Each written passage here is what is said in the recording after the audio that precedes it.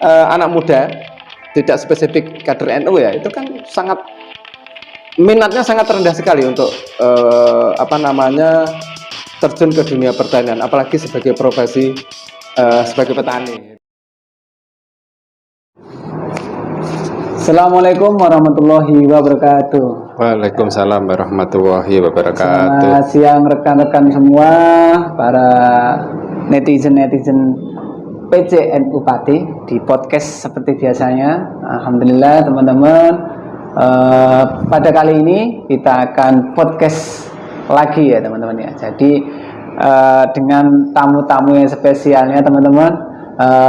Pasti hari ini ya di podcast pertemuan kali ini kita akan membahas mengenai apa ya, lebih spesifiknya nanti pengembangan di bidang pertanian teman-teman ya. Dan kali ini kita sudah kedatangan tamu ya sangat spesial sekali yang sudah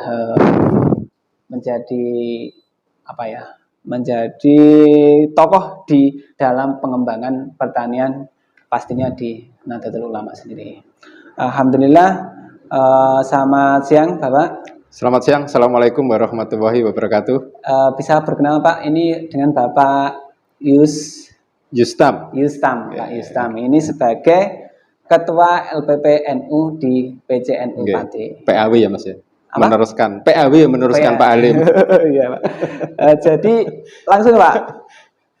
Bisa perkenalan dulu Pak ini pada netizen kita di NU. Terima kasih Mas Khaironi. Iya Mas.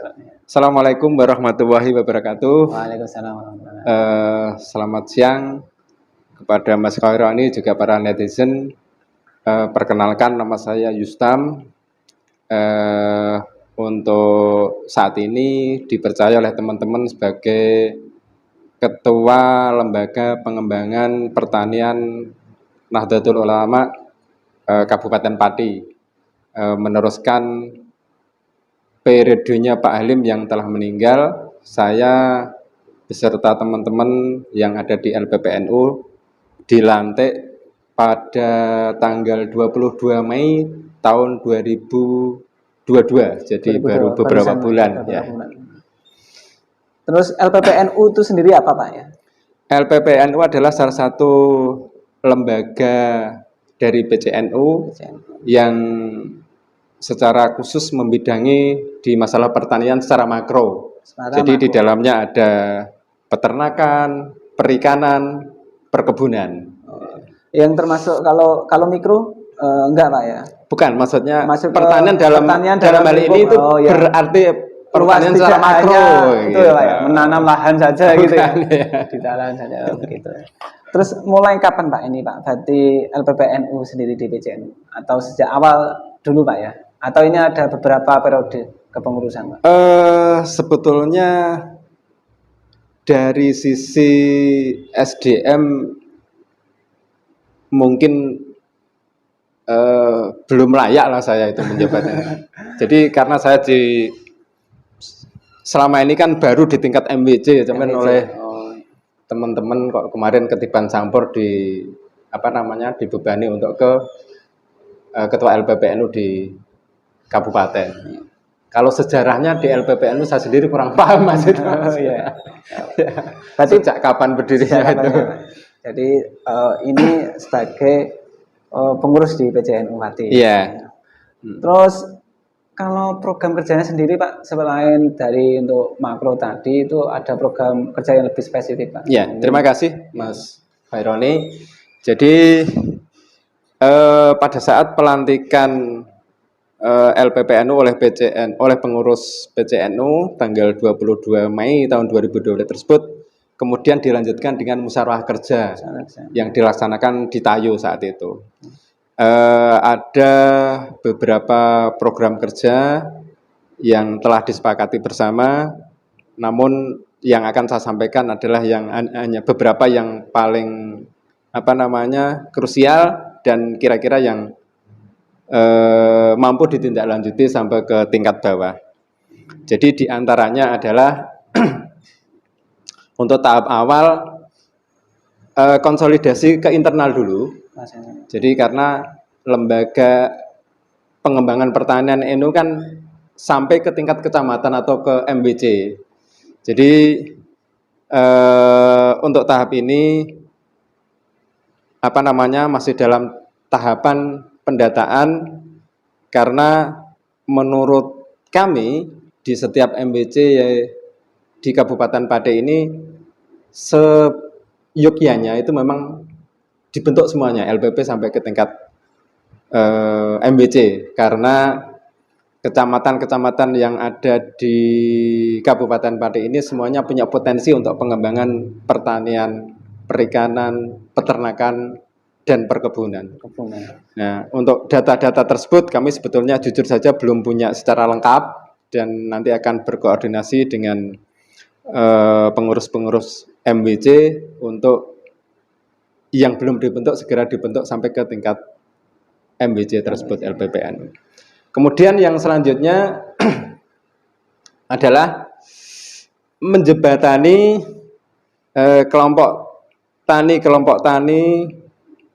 kelompok pembudidaya ikan, dan kelompok ternak yang menjadi binaan dari LPPNU tersebut untuk bisa mengakses informasi kegiatan-kegiatan dan program yang dimiliki oleh OPD atau dinas-dinas terkait, agar teman-teman yang ada di bawah ini bisa ikut berperan serta, ikut mewarnai kegiatan-kegiatan pemerintah dalam hal ini di dinas-dinas terkait, dan memberikan sumbangsih pikiran maupun kegiatan-kegiatan yang bermanfaat untuk teman-teman petani semuanya.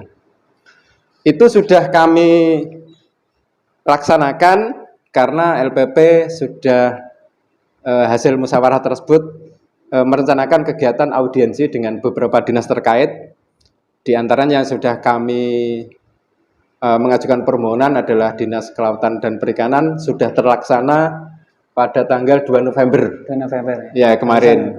Kebetulan Pak Kepala Dinasnya bisa menerima sendiri, sangat bagus responnya, bahkan ke depan beliau ingin ada MOU antara Dinas Kelautan Perikanan dengan LPPNU, dalam hal ini mestinya nanti akan dikomandoi oleh pengurus cabang Nahdlatul Ulama. Kemudian dinas yang kedua adalah Dinas Pertanian Kabupaten Pati. Direncanakan nanti pada tanggal 30 November, hari Rabu minggu depan, kami akan ketemu dengan Kepala Dinas Pertanian di kantornya di Puri. Selanjutnya ke ke Perhutani juga kami melayangkan surat permohonan, dan yang keempat adalah ke Balingtan, Balai Penelitian Pengembangan Pertanian yang ada di Kecamatan Caken. Itu adalah lembaga yang di bawah Kementerian Pertanian, tapi gedungnya atau kantornya ada di Pati. Selanjutnya tindak lanjut dari audiensi dengan DKP direncanakan pada bulan Desember nanti. LPPNU merencanakan kegiatan ya semacam pelatihan lah kepada teman-teman pembudidaya ikan nila salin. Nila salin. Ya, karena Tayu, Dukusti dan Margoyoso adalah ditetapkan oleh pemerintah melalui Kementerian Kelautan dan Perikanan sebagai Kampung Nila, dan itu kegiatan secara nasional. Nah, kami akan melaksanakan kegiatan dengan mengundang Dinas Kelautan dan Perikanan dan Balingtan dalam hal ini untuk agar teman-teman pembudidaya ikan itu bisa mengetahui apakah air tempat budidaya itu sudah layak untuk diberikan atau belum, karena selama ini permasalahan yang ada di teman-teman Pokdatan itu kan secara tiba-tiba ikannya mati secara massal gitu ya. Itu agar lebih dipersiapkan secara komprehensif kan, itu diteliti dulu dengan minta tolong kepada lembaga-lembaga yang punya kompeten. Terus itu kira beberapa yang tahun ini yang kami rencanakan dengan teman-teman di LPPNU, Mas. Oh iya Pak, ini kan sebelum spesifik lagi nanti penjabarannya. tadi saya lupa teman-teman. Ini Bapak alamatnya mana Pak? Oh iya. Ya. Tadi kan belum Sama-sama lupa lengkap Mas. kita lagi. Cuman kenalan nama. Iya, nama. Oke, saya tinggal di Desa Tendas, Kecamatan Tayu, RT 5 RW 2. Oh, pantas. Kebetulan ya, saya memang profesinya sebagai petani. Kebetulan saya petani di sayuran. Saya aktif di kegiatan-kegiatan kelembagaan tani, baik dari tingkat desa, kecamatan maupun sampai tingkat kabupaten. Terus gini Pak, tadi kan ini merujuk tadi Pak, pembahasan tadi. Karena Bapak aktivitasnya ini sebagai petani juga, terus nanti di LPPNU sebagai ketua. Nah, bagaimana cara Bapak untuk membackup semua itu? Karena tadi kan pastinya akan terkait dengan program-program yang telah disusun. Kedepannya ini seperti apa Bapak untuk langkah untuk di LPPNU ini sendiri? Karena kita pastinya di LPPNU kita selain sebagai dalam bidang pengembangan pertanian, ini diharuskan kadernya juga harus siap dulu Pak, itu loh. Nah, itu seperti apa menanggapi hal itu? Iya, yang duduk di kepengurusan LPPN itu kan banyak Mas. Iya. Jadi sesuai dengan SK yang diterbitkan oleh PCNU ada 14 orang. Jadi kami rencanakan minimal 1 tahun bisa ketemu 2 kali untuk konsolidasi dan bermusyawarah untuk menindaklanjuti dari program-program yang telah ditetapkan ketika Muskercap PCNU. Jadi contohnya hari ini saya mengajak Mas Arif, beliau selaku seksi bidang perkebunan itu kan pemberdayaan kepada teman-teman pengurus yang sesuai dengan bidang keahliannya masing-masing. Ya. Saya tidak mampu Mas sendirian untuk menghandle ini. Ya, betul. Jadi pemberdayaan teman-teman yang ada di pengurus itu tidak bisa ditawar sesuai dengan bidang keahliannya masing-masing. Sebagai contoh kemarin ketika audiensi dengan Dinas Kelautan dan Perikanan, ya saya mengajak teman-teman yang punya keahlian di bidangnya, yang praktisi pembudidaya ikan nila salin dan yang aktif di kelembagaan-kelembagaan pembudidaya ikan. Berarti tidak menutup kemungkinan bagi kader-kader NU yang sebelumnya sudah pernah bergerak di dunia pertanian, tapi untuk mau gabung ke LPPNU ini boleh berarti Pak ya? Sangat senang sekali, karena gini Mas, ya? Jujur saya sampaikan, saya usia sudah di atas 50 tahun. Masih selama ini, sementara ini yang menjadi pokok permasalahan di sektor pertanian itu mandeknya regenerasi. Coba jenengan bisa disurvei lah. Misalnya di sekolahan aliyah tertentu yang punya siswa kira-kira 100 orang. Coba jenengan survei kira-kira yang mau punya cita-cita di petani paling hanya 2-3 orang itu Mas. Mungkin itu kan nggak ada. Ya, bahkan tidak ada. Padahal kan mereka lebih senang pakai sepatu, baju masuk, kelihatan licin, tapi gajinya UMR. Tapi kalau petani yang sudah berhasil itu bisa 2 sampai 3 kali lipat dari UMR tersebut. Kalau ditekuni secara profesional.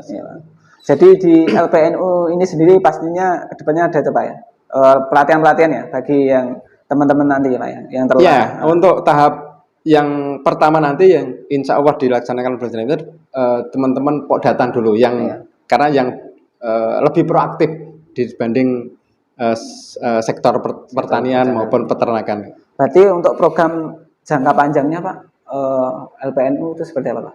Jadi tadi kan itu termasuk program yang jangka pendek atau yang jangka panjang Pak, yang telah disebutkan tadi Pak? Ya dari mulai jangka pendek sampai jangka yang panjang. Jangka panjang ya Pak? Ya.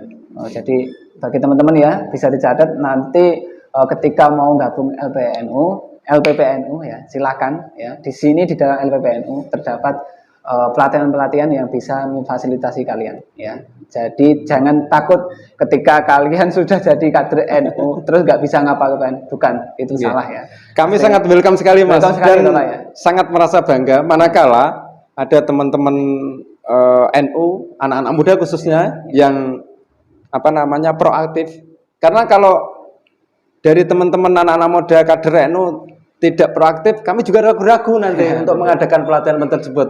kira-kira diundang belum teko apa ora kan gitu pertanyaannya ini. Karena itu tadi yang saya sampaikan, karena kan mayoritas kader-kader anak muda, tidak spesifik kader NU ya, itu kan sangat minatnya sangat rendah sekali untuk terjun ke dunia pertanian, apalagi sebagai profesi sebagai petani gitu kan.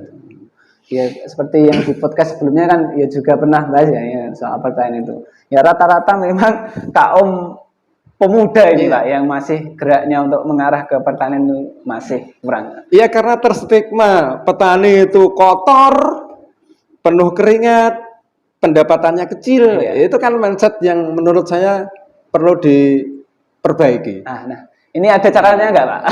Biar teman-teman ini tertarik gitu Mas. Ya begini, kalau saya tuh punya falsafah begini Mas. Jadi bertani dengan ilmu dan teknologi. Ilmu dan teknologi. Iya, itu kedua hal tersebut tidak bisa ditawar. Jadi pertanian itu kan luas, komoditasnya kan banyak sekali. Ya, betul. Ada pertanian pangan, hortikultura, perkebunan.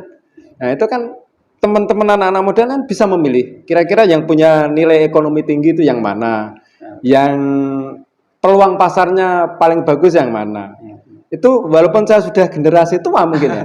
Saya sekarang ini sedang mempelopori untuk tanam atau budidaya jagung ketan. Itu ada dua, jagung ketan warna putih ungu dan ketan ungu. Itu mungkin saya yang pertama di Kabupaten Pati. Wah itu menarik teman-teman. Itu dan jagung ketan itu. Saya bisa kirim kemarin ya, saya kirim panen jagung ungu, jagung ketan ungu. Saya kirim ke Magelang, ke Bawen, ke Surabaya, ke Jakarta. Itu ada timnya berarti Pak ya? Sementara masih kalau untuk budidaya saya bersama-sama teman-teman, tapi untuk pemasarannya sementara ini memang masih eksklusif, jadi hanya beberapa yang bisa memasarkan ke luar daerah. Dan itu juga potensi yang luar biasa Mas, karena coba jenengan bayangkan, saat ini jagung pipil itu kan kira-kira hanya 3.000 sekian, antara 3.000 sampai 4.000. Itu kan jual harga segitu kan pipil dan kering. Tapi kalau jagung ketan dengan harga 4.000 sampai 5.000 itu kan basah bersama klobotnya Mas. Itu kan berapa nilai tambahnya kan dibanding dengan jagung pipil yang untuk pakan ternak itu kan. Nah makanya itu harus cerdas jadi petani. Berarti LPPNU ini sudah mengarah ke sektor tersebut ya, ke UMKM tersebut tadi. Ya kegiatan tersebut sih masih kegiatan individu saya, cuman kan itu salah satu peluang saya sampaikan gitu kan. Kira-kira teman-teman ini bisa menangkap atau tidak? Ya, jadi petani juga harus punya jiwa wirausaha. Ya betul Pak. Jadi tidak hanya modal keringat saja, tapi ilmunya itu loh ya. Iya, makanya kan tagline saya itu Mas, bertani dengan ilmu dan teknologi. Itu sudah harus seperti itu memang. Kita harus tidak boleh ketinggalan dengan perkembangan zaman. Oh iya Pak. Ini kan tadi ada sebagian yang saya catat karena di dalam pasalnya Pak. Pasalnya bab 5 pasal 17 ayat 6. Ini kan dalam anggaran rumah tangga PBNU. Tugas dari PBNU sendiri itu melaksanakan kebijakan atur ulang di bidang pengembangan dan pengelolaan pertanian, kehutanan dan lingkungan hidup. Berarti untuk Pati sendiri Pak, ini berarti sudah mulai berjalan Pak ya, berarti ya, dengan program-program tersebut tadi ya? Iya, sudah mulai berjalan walaupun masih tahap permulaan dan tahap rintisan Mas. Ya. Jadi teman-teman yang ingin merintis bareng-bareng, nah, mumpung ini baru berproses juga, karena ini juga membutuhkan keaktifan, terus teman-teman kalau mau gabung silakan ya di LPPNU. Kami butuh masukan dan butuh kritikan Mas. Begitu. Terus langkah-langkah sendiri Pak dalam mengedukasi ini sudah berjalan apa belum Pak ya tentang LPPNU ini di masyarakat Pak?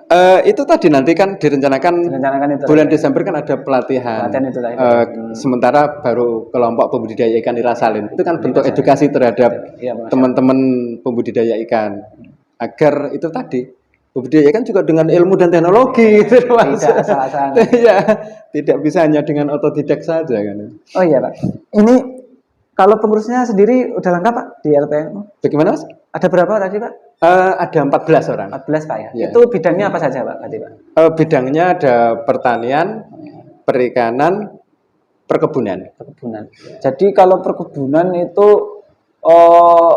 sektornya apa saja Pak? Atau yang khusus kalau di Pati itu apa saja Pak? Perkebunan kalau yang paling potensi di Pati kan mencakup komoditas tebu, tebu. ketela, itu yang paling punya Nah, potensi. kalau kelapa kopior itu Pak? Kelapa Bisa, kopior kan itu hanya di Kecamatan Tayu dan Dukusti. Ya itu Oh. sebetulnya komoditas yang luar biasa. Iya. Itu unggulan dari Kabupaten Pati karena sudah dipatenkan oleh Pemkab Pati kan. Iya. Dan itu perlu ketahui Mas Khaironi, setiap hari bis Haryanto, bis Santika dan lain-lain itu hampir selalu bawa kelapa kopior dari Tayu. Sudah Untuk menjadi konsumsi orang kaya di Jakarta iya, saja, Mas. betul. Iya. Soalnya harganya kan juga mahal itu. Nah Pak, ya. itu juga apa namanya komoditas yang sangat menarik untuk dikembangkan. Iya. Cuman memang tidak bisa dikembangkan di semua kecamatan yang ada di Pati. Kalau tumbuh sih bisa Mas, tapi berbuahnya yang maksimal seperti yang di Tayu dan Dukusti tidak bisa sama seperti itu. Terus di ranah MBC dan ranting itu apakah ada Pak untuk kepengurusan LPPN Indonesia ini? Yang saya tahu kan cuma sampai di tingkat MBC. Kalau di tingkat ranting, apakah ada atau belum saya pernah ya. Kalau karena sebetulnya kan dari sebelum MBC. Di sini saya kan ketua LPP di MBC Tayu. MBC Tayu ya. Jadi untuk prospeknya lebih ke Tayunya Pak ya, yang dulu Pak ya, maksudnya dalam pengembangannya sendiri ya. Iya, sementara itu. Terus pengelolaannya Pak, ya ini masuk ke pengelolaan lahan. Kan di Pati sendiri ini kan ya banyak lah Pak, lahan-lahan yang sekarang itu malah di daerah saya Pak ya, daerah saya itu di Tambaromo.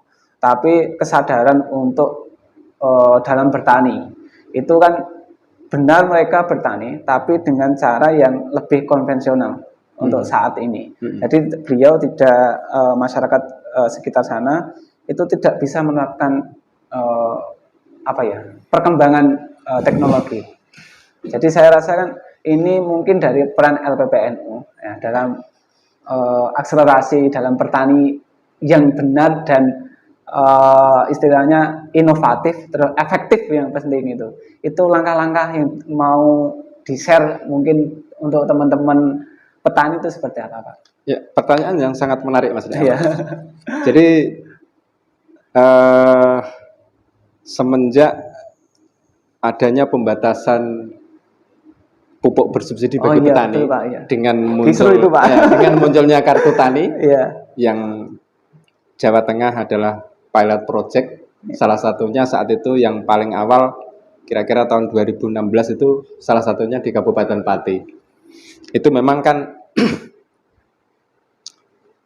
kesan di masyarakat pupuk sulit, iya gitu, betul, ya. mahal, apalagi semenjak perang Ukraina dengan Rusia ini kan memang karena sebagian besar bahan baku pupuk, iya betul, yang khususnya yang NPK itu kan dari sana. Jadi perlu dipahami Mas bahwa menurut penelitian para ahli, tanah pertanian di Indonesia khususnya di Pulau Jawa ini kan sudah dalam kondisi sakit. Karena salah satu indikatornya adalah kandungan C organiknya itu di bawah 4%. Bahkan kira-kira menurut penelitiannya hanya sekitar 2%. Ini ilmu semua teman-teman ya. Ini itu. disimak teman-teman. Ilmu semua. Nah, oleh karena itu memang kalau untuk ke organik full memang mungkin berat ya. Itu sebetulnya teman-teman petani itu menggunakan bahan-bahan organik di dalam pengolahan tanah dan budidaya tanaman itu sebuah keniscayaan menurut saya Mas. Jadi sebuah keharusan ketika pola pikirnya nanti ingin mewariskan kepada anak cucu tanah yang sehat. Nah, salah satu cara untuk merecovery tanah yang menurut para ahli tadi dalam kondisi sakit itu adalah dengan aplikasi pupuk organik, baik padak maupun cair. Karena itu Mas Arif ini salah satu produsen pupuk organik cair ini. Nanti mungkin lain waktu bisa diundang untuk produknya nanti di bawah, nggak apa-apa. Iya Mas Arif nanti kita promosikan aja sekalian ya, karena kader NU ini juga punya produk. Beliau sudah bagus dan saya juga termasuk salah satu pemakainya. Jadi itu Mas, sebetulnya pupuk organik atau mungkin dengan sebutan lain kompos atau pupuk kandang itu kan sebetulnya di sekitar kita ada Mas. Karena itu sumber utamanya yang paling banyak digunakan adalah kotoran hewan, hewan. Dari macam-macam lah, dari ayam, puyuh, kambing, sapi, kerbau dan lain-lain. Dan itu teknologinya juga sangat sederhana ketika ingin mengaplikasikan kompos atau pupuk organik tersebut ke lahan. Saya termasuk salah satunya yang sudah punya dalam tanda kutip pabrik kompos oleh kelompok ternak yang ada di desa saya. Saya ketika di luar tadi sempat ada pesanan. Jadi pupuk kompos, pupuk organik yang paling baik diaplikasikan ke lahan itu setelah difermentasi. Kalau teman-teman muda kader NU yang ingin membuat pupuk kompos dengan fermentasi, saya siap mendampingi. Cuma disiapkan bahan baku yang diperlukan, dijadwalkan kapan waktunya, saya siap datang untuk mendampingi. Siap, kan ini kenapa harus difermentasi? Karena pupuk yang telah difermentasi itu di dalam kotoran hewan itu kan selain membawa unsur-unsur yang bermanfaat, juga ada unsur-unsur yang kurang baik ketika diaplikasikan langsung. Di antaranya adalah mengandung jamur-jamur patogen yang merugikan tanaman. Terus kan kemudian biji-biji rumput itu kan. Apa? Iya betul Pak. Yang biji rumput iya. Nah, oleh karena itu ketika diproses fermentasi dulu, biji rumput dan bakteri dan jamur patogen yang merugikan tanaman akan mati, Mas. Karena proses fermentasi ketika dilaksanakan dengan benar, pada saat terjadi proses fermentasi itu suhunya meningkat sampai 60-70 derajat. Jadi itu biji-biji rumput dan jamur patogen, bakteri-bakteri itu akan mati. Sehingga makanya pupuk hasil fermentasi itu sangat bagus diaplikasikan di tanah. Jadi aplikasi pupuk organik di lahan pertanian sebuah kewajiban menurut saya. Gitu namanya, dicatat ya teman-teman ya. Jadi pengaplikasian itu sangat penting ya, dan barengi ilmu yang tepat gitu ya. Yang kedua Mas, yang kedua dengan permasalahan saat ini pupuk, saya meniru bahasa petani ya, pupuk mahal dan langka. Sebenarnya kalau langka sih tidak ya. Enggak, Pak. Itu akan menghemat karena perlu diketahui ya, sekarang pupuk NPK yang merek-merek di pasaran yang bagus itu kan per kilo sampai sekitar 20.000 Mas. Satu karung isi 50 kilo itu kan 800.000 lebih. Coba dibayangkan seandainya sangat menggantungkan di pupuk-pupuk kimia yang non subsidi itu kan, dengan hasil jual produksi petani yang dari tahun ke tahun juga segitu-segitu kan, akan pendapatan petani yang masih konvensional akan semakin menurun, padahal kebutuhan hidup semakin meningkat.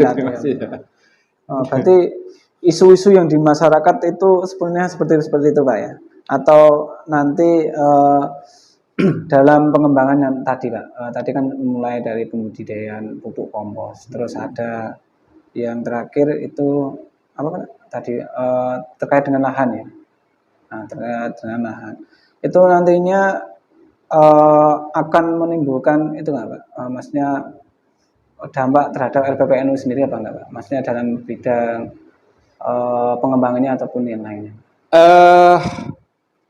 Atau ini yang membuat semangat para LPPNU? Iya, harusnya membuat semangat. Jadi begini, ketika para petani sangat tergantung dengan pupuk-pupuk kimia tanpa disadari oleh beliau teman-teman petani, itu kan juga meracuni tanah Mas.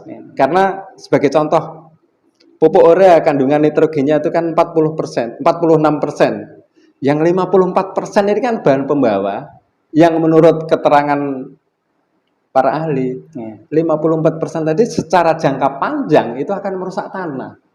Jadi, makanya tadi saya sampaikan tidak bisa ditawar. Aplikasi pupuk organik itu sekaligus di samping untuk pupuk juga untuk merecovery tanah, menyuburkan kembali atau memperbaiki kandungan organik yang ada di tanah tersebut. Jadi saya mengimbau kepada teman-teman petani yang ada di Kabupaten khususnya, terutama warga Nahdliyin ya, untuk ikut bergabung di dalam kelompok tani yang ada di desanya masing-masing, agar ketika ada alokasi pupuk subsidi juga ikut mendapatkan bagian, karena sekarang ini tanpa masuk di ERDKK dan tanpa mempunyai kartu tani, sebagaimana sistem yang diterapkan sekarang, tidak bisa membeli pupuk subsidi, Mas. Ya, betul. Dan itu disparitas harganya antara pupuk subsidi dengan non subsidi sangat jauh sekali. Karena pupuk NPK subsidi hanya 2.500 per kilo, tapi kalau pupuk NPK non subsidi sampai 20.000 per kilo, berapa kali lipat itu.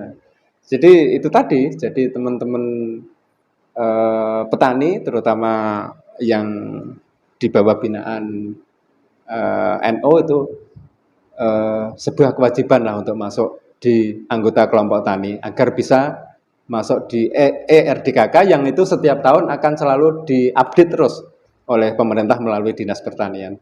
Oh, tapi kan sekarang gini Pak, kalau masyarakat kan pingin itu yang instan. Kalau pupuk kayak tadi kan yang secara ada pengolahan yang ribet atau gimana. Ini gimana Pak? Ya itulah nangani masyarakat yang seperti itu loh Pak. Itu sebagaimana saya sampaikan tadi. Jadi bertani dengan ilmu dan teknik. Itulah Teknologi. pentingnya untuk membuka wawasan agar teman-teman itu juga paham. Instan tapi kurang baik itu ya. Nah itu tadi tanpa disadari memang Iya, Mas. betul. Tanpa disadari karena jangka panjangnya itu kurang baik tanpa diimbangi dengan aplikasi pupuk-pupuk organik tersebut. Apalagi dominan di masyarakat Kabupaten Pati ini sebagai petani lah ya. Ya,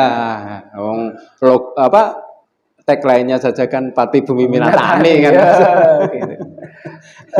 Terus saya tadi hampir kelupaan Pak. Di daerah saya kan itu Pak. Sekarang ya saat-saat ini itu ada hama yang namanya tikus Pak. Nah, ini mungkin LPNU ini saya tanyakan sekarang nggak apa-apa ya, karena ini ya keresahan saya sebagai warga utara. Jadi itu selatan ya Pak ya. Selatan ya, selatan ya. Itu di daerah saya itu ada wabah tikus Pak. Nah, mungkin nih LPPNU itu ada cara untuk menangani tikus nggak Pak ini? Nggak apa-apa kita biar saya rasa sekalian. Ya kalau bergerak sampai ke lapangan untuk ikut serta pengendalian hama tikus sih mungkin belum mampu Mas. Cuman hanya ilmu-ilmu yang saya tahu, yang saya dapatkan dari pelatihan, dari para penyuluh, itu memang mayoritas di sana komoditasnya padi ya Mas ya? Padi, ya. jagung. Jadi komoditas hama utama di tanaman padi, tanaman pangan itu kan ada 3.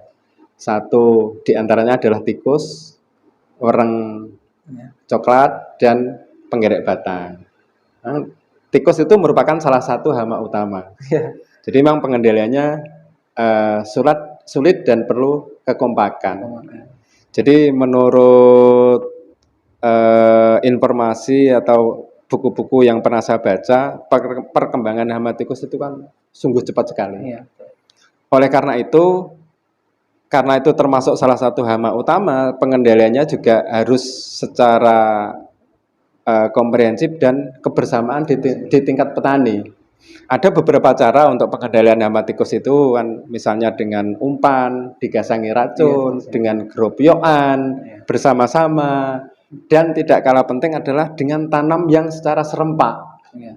Karena itu kalau tanamnya tidak serempak, terus akan makanan untuk tikus itu akan selalu ada dan perkembangannya akan semakin cepat. Kalau tanamnya bisa serempak, pada saat tidak ada tanaman, tikus itu sebagian akan mati, sebagian juga akan pindah ke tempat lain yang ada makannya.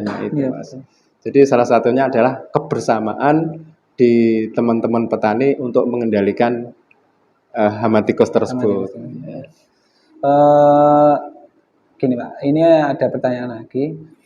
Terus kita kembali lagi, cara Bapak ya untuk mengajak para kader muda ini tertarik dalam dunia pertanian ini seperti apa Pak? Karena dengan prospek terus hasilnya yang banyak dari seperti yang Bapak hasilkan tadi kan pastinya kan besar.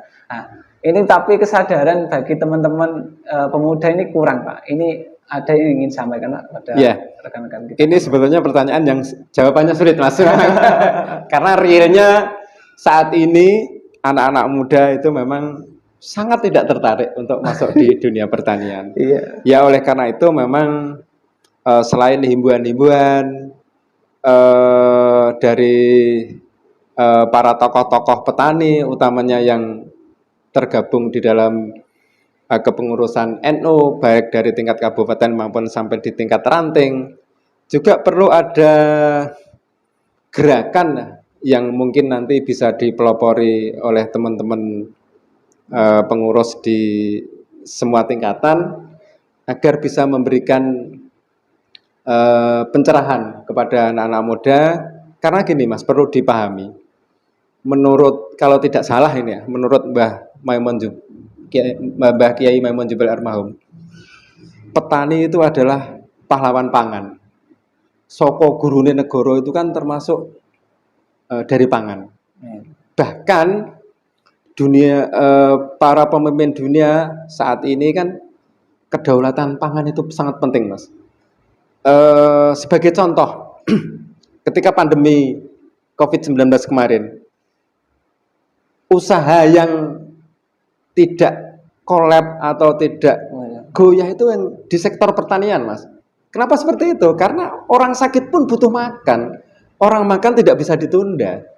Oleh karena itu, usaha di bidang pertanian atau agrobisnis bahasa menterinya itu memang kedepannya akan semakin menarik. Coba jenengan kalau agak melebar dikit ya, kalau jenengan baca daftar orang terkaya di Indonesia, itu mungkin 10 besarnya itu petani Mas. Tapi petaninya bukan seperti saya. Mereka punya kebun sawit berapa ribu hektar. Itu rata-rata tembakau juga petani-petani. Iya.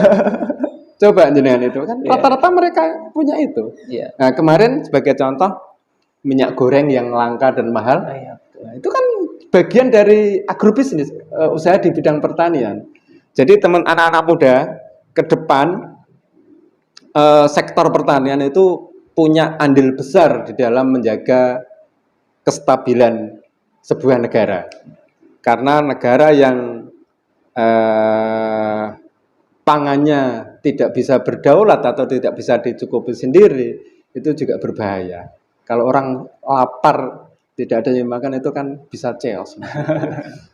Jadi itu saya mengimbau, ya mungkin bayangannya petani itu kan bukan hanya menanam padi Mas. Yang punya nilai ekonomi tinggi, contohnya kan yang di sayuran itu, yang sudah saya geluti kira-kira 10 tahun ini kan. Saya awalnya juga petani padi, tapi kan karena tadi saya pakai ilmu dan teknologi, saya hitung itu. Dan aku tani padi dong nggak bisa nguliah anak gitu, sehingga saya pindah ke hortikultura atau sayuran itu tadi. Jangan takut untuk mencoba, intinya seperti itu. Berani memulai itu yang paling penting. Karena kalau berani memulai, kedepannya akan terbuka yang selama ini dibayangkan sulit, ribet, itu ketika sudah dimulai nanti akan menemukan ilmunya sambil jalan saja Mas. Yang penting berani memulai, mencoba untuk berusaha di sektor pertanian itu tadi. Pak, bisa minum dulu Pak. Kita nyantai ya teman-teman ya. Jadi jangan takut kalau mau gabung di LPPNU ya. Nah, pastinya LPPNU ini membuka pintu lebar bagi kalian ketika mau gabung. Ya. Jadi jangan takut, jangan mau menjadi petani, ya. Karena petani ini sendiri sangat prospek untuk kewirausahaannya ini sangat tinggi, menghasilkan cuan pastinya juga banyak kalau kita iringi dengan ilmu yang benar dulu, gitu. Jenengan kan gimana Pak? Tambak Romo ya? Nggih, Tambak Romo Bapak. Salah satu orang kaya di Pati kan Pak Kaji Tomo kan? Iya, Pak Kaji Tomo kan angon sapi Mas. Iya kan itu contoh kan. Jadi begitu teman-teman ya. Jadi sekarang mindset kita berubah. Nah, kita kembali lagi Pak dengan petani yang konvensional dan modern. Nah, untuk perayaan seperti konvensional modern ini apakah harus dengan kita membeli alat yang sesuai dengan prosedur modern atau seperti apa Pak? Atau kita merubah dengan mindset berpikir dulu atau seperti apa Pak? Begitu. Ya, modern itu kan juga sesuai dengan kebutuhan, Mas. Kebutuhan, ya. Jadi yang dimaksud modern itu tidak harus mendatangkan mesin yang besar, yang canggih kan tidak seperti gitu, itu. ya. Artinya kita mengikuti perkembangan yang ada di dunia pertanian, bahwa penggunaan teknologi-teknologi dan alat-alat yang bisa menunjang dan meningkatkan hasil produksi, pada akhirnya bisa meningkatkan pendapatan pertanian, itu kan sebuah keniscayaan harus kita ikuti. Untuk menuju ke sana di era sekarang kan tidak sulit, Mas. Dulu saya muda itu kan tidak ada YouTube, Mas. Tidak ada tempat belajar untuk ilmu-ilmu yang di dunia kampus atau di dunia pertanian. Sekarang kan sangat mudah sekali untuk mempelajari ilmu-ilmu dunia pertanian tersebut. Jadi dengan kemajuan teknologi sekarang ini, saya rasa tinggal kemauan saja. Kalau memang ada kemauan, ketekunan, insya Allah pasti akan tercapai apa yang diinginkan itu tadi, Mas. Jadi poinnya ketekunan ya teman-teman ya. Yeah. Nah, mungkin podcast cukup sekian Pak, karena ini nanti kedepannya ya kita akan ada podcast lanjutan. Jadi nanti Pak Yus juga membawa produknya ya teman-teman ya. Jadi nanti mungkin podcast berikutnya kita akan tinjau langsung ya cara pembuatannya itu seperti apa. Nanti ada program-program yang lain gitu teman-teman ya. Terima kasih Pak Yus atas waktu dan tempatnya. Mungkin itu dulu yang sebelum ditutup bisa nambah. Ada tambah satu lagi teman-teman. Ini jadi, biar pengingat kalian ya teman-teman ya. Bisa dicatat. Ya, terima kasih Mas. Jadi yang ada di pengurus LPPNU kan menurut saya itu kan para orang-orang yang punya keahlian di bidangnya masing-masing, baik dari pertanian, perkebunan, perikanan maupun kehutanan. Jadi kedepannya nanti mungkin perlu ada lanjutan dari podcast ini, mengundang para praktisi-praktisi yang utamanya yang di teman-teman LPPN ini, agar terutama anak-anak muda kader NU yang selama ini mungkin melihat sektor pertanian itu apatis gitu, paling tidak tertarik dulu lah. Nah, nanti setelah tertarik itu kan akan timbul keinginan gitu. Kemudian saya juga terima kasih telah diundang untuk podcast ini, walaupun memang gaya bicara saya seperti ini ya, karena memang tiap hari di lahan bergelut dengan tanaman, tidak bisa menyusun kata-kata yang bahasanya ini kan itu. Sudah baik. Terima kasih diberi kesempatan dan mudah-mudahan ada manfaatnya lah, terutama bagi teman-teman anak muda yang kader NU untuk dunia pertanian tidak dipandang sebelah mata. Iya, betul. Mohon izin Bapak ya, kita tutup dulu. Begitu teman-teman, podcast pada kali ini semoga nanti bisa menginspirasi kalian ya. Jangan lupa like, komen dan subscribe ya pastinya ya, biar bisa membantu konten ini bisa lebih berkembang lagi. Begitu Bapak, terima kasih atas waktunya. Saya cukupkan. Wassalamualaikum warahmatullahi wabarakatuh. Waalaikumsalam warahmatullahi wabarakatuh. Terima kasih.